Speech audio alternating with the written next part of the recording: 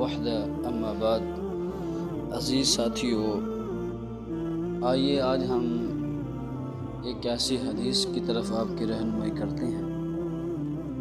محض تو اس کو دنیا دار جو لوگ ہیں نظر انداز کر دیتے، اتنا بڑا گناہ نہیں سمجھتے، اتنا اس کو گناہ عظیم نہیں سمجھتے۔ حقیقتاً کے اندر ان گناہوں کی وجہ سے اللہ پاک بندے کو دنیا کے اندر ہی سزا دیتا ہے، دنیا کے اندر ہی اس کو سزا مل جاتی ہے۔ گناہ تو اور بھی بڑے ہیں،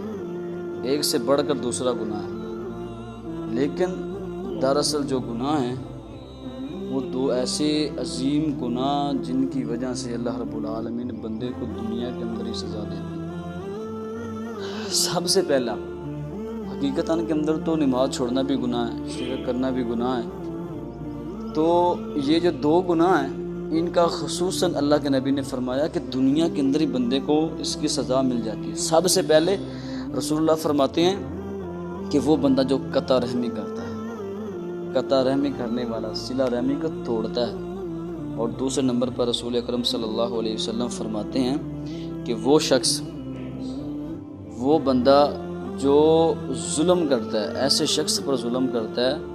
کہ جو حقیقتاً کے اندر وہ کمزور و لاچار ہو،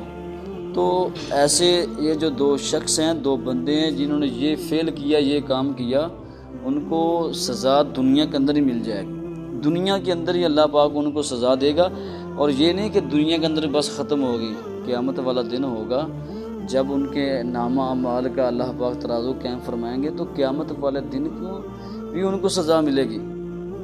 اس وجہ سے ان کو قیامت والے دن بھی سزا ملے گی۔